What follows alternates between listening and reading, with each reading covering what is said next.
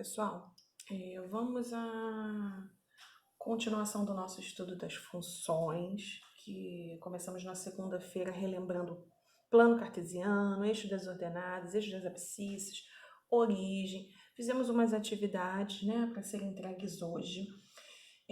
Estudo das funções não engloba apenas o plano cartesiano e a marcação de pares ordenados. Vimos aqui que esses pares ordenados é uma organização, em par do x e do y presente no plano cartesiano, que é o eixo das abscissas e das ordenadas. Vimos que oferece uma ordem que começa pelo x, separado por vírgula, ou ponto e vírgula, e logo em seguida é o y, e assim a gente tem um par ordenado. Essa ordem, esse par ordenado, ele não é à toa, ele está associado também ao estudo das funções, onde uma coisa depende da outra. Estudar funções é estudar uma relação de dependência, tá? Uma coisa que está bem fresquinha, que está na mídia, que está fazendo, com que a gente fique aí em casa, em isolamento, é a questão da pandemia, E quando a gente faz um estudo de contaminação, de contágio, dessa doença, a gente faz um estudo através de uma função que eu coloquei para vocês bem no iniciozinho, no grupo de WhatsApp, um gráfico que estava sendo distribuído aí na mídia dessa contaminação, tá? Ali, a função se chama uma função exponencial.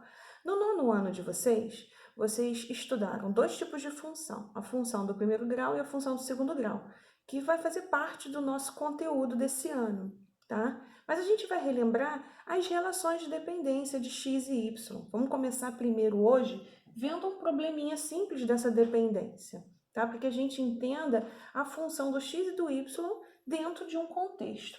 Lembrando que é importante frisar que essa matéria, função, independente dela ser do primeiro, do segundo, ou exponencial, ou modular, que também existe a função modular,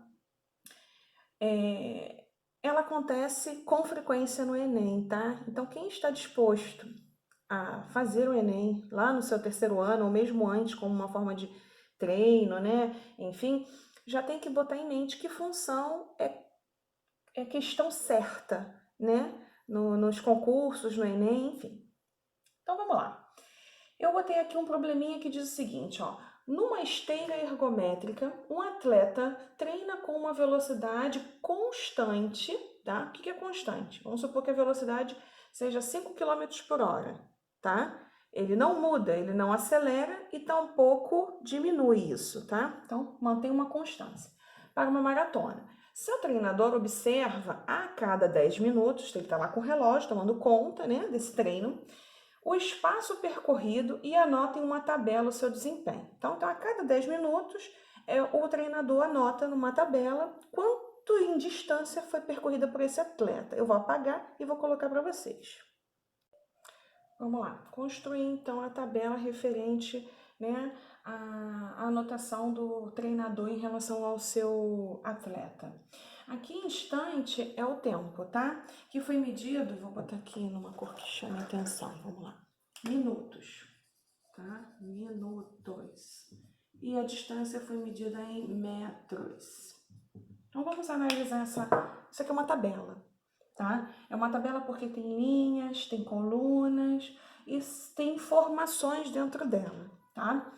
Então, olha só. No instante que é dado em minutos, ó, eu falei que o treinador começou a medir de 10 minutos, a cada 10 minutos, ó, a cada 10, ó.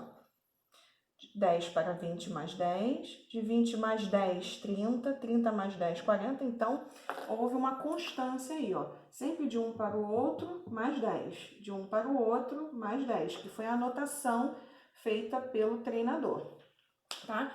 E aí, ó, passou-se 10 minutos, o atleta percorreu 1.500 metros. Passou-se mais 10 minutos, ou seja, 20 minutos após o começo do treino, ele já tinha percorrido 3.000 metros, mas 10 minutos depois, 10 minutos depois, ele percorreu 1.500 metros.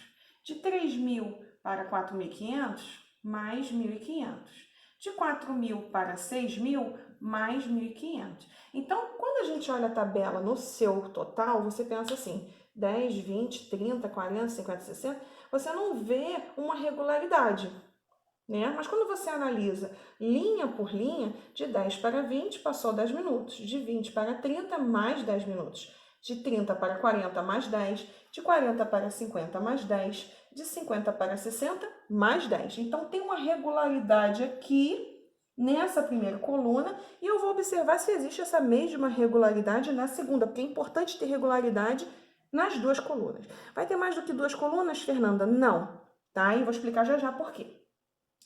1.500 no primeiro momento, beleza. E para o segundo momento, quando você olha, você pensa, não existe regularidade, mas a regularidade ela está aqui, ó, de uma linha para a outra. De 1.500 para 3.000, 1.500. De 3.000 para 4.500, mais 1.500. 4.500 para 6.000, mais 1.500.